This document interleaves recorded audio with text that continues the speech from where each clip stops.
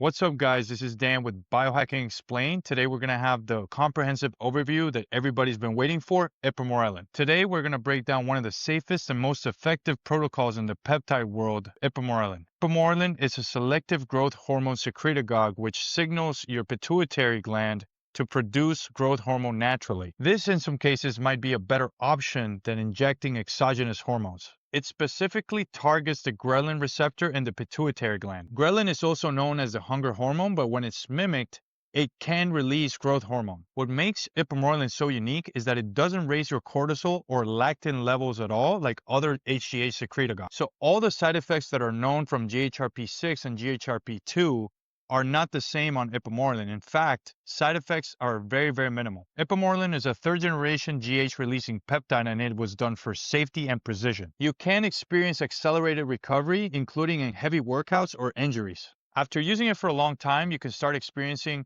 skin elasticity and wrinkle reduction. When I use ipamorelin, I have great sleep quality as well. And it all becomes a domino effect, guys. If your sleep quality is better, then your cognitive function goes to another level and your memory is more efficacious. Since your GH levels start rising, your bone density becomes better. This is a great stack for people that suffer from osteoporosis. I've also felt like my joints are healthier and my inflammation has been reduced. And since inflammation gets reduced, you get improved immune system function. And like a lot of the peptides out there, it'll help you with endothelial function. So ipamorelin is one of the gateway peptides out there and is considered very safe, but some people do experience a very mild side effect. Some individuals can experience flushing and redness. This usually lasts between 10 to 15 minutes, and also dizziness. Another side effect that many people are worried about, especially women, is water retention. You do have a small cape of water in your skin, but this can be downregulated if you use it 5 days on and 2 days off. Now, one of the peptides that is commonly used to stack ipamorelin with is CJC 1295 no DAC. Most of the time, it actually comes in a blend, and it can have some heart palpitations in some individuals.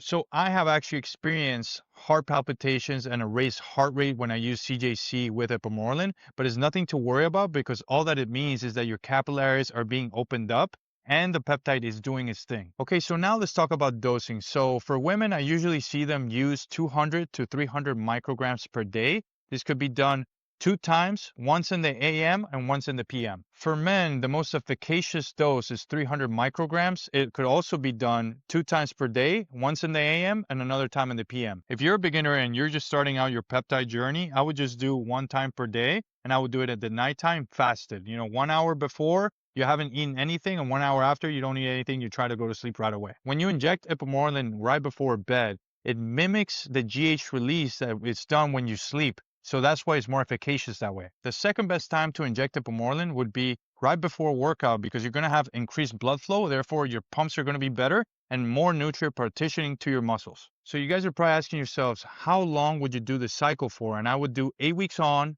8 weeks off, and it would be 5 days on during the week and 2 days off in the weekend. This will minimize water retention and antibody buildup. So some of you guys are probably asking yourselves, how long is ipamorelin going to last you for? So usually it comes in a 10 milligram vial. If you're using 300 micrograms twice per day, that's 600 micrograms, and that's going to give you between 16 to 17 days, so almost half a month. If you use ipamorelin just for 1 time per day with the 300 micrograms, that's going to give you more than 30 days, so it'll last you more than a month. You'll probably start seeing all of the benefits of ipamorelin within 2 to 3 weeks. You'll start seeing some skin elasticity, some fat loss, and more recovery. What can we stack ipamorelin with? So one of the most popular stacks that we already talked about is CJC 1295 no DAC.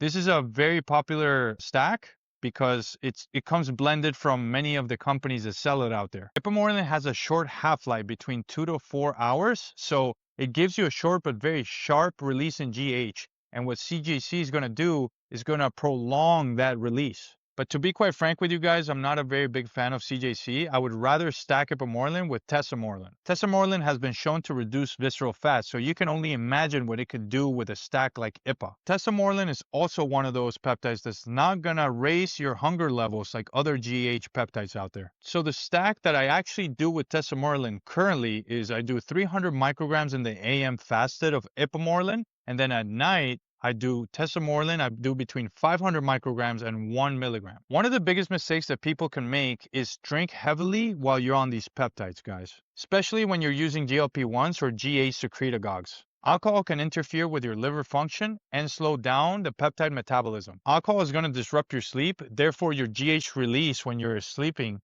is not going to be the same. So if you plan on drinking while you're on these peptides, it's going to affect the efficaciousness of ipamorelin and tesamorelin. So guys, if you found this information helpful, don't forget to hit that subscribe button. Comment below whatever subject you'd like for me to talk about next, and I'll see you on the next video. Take care.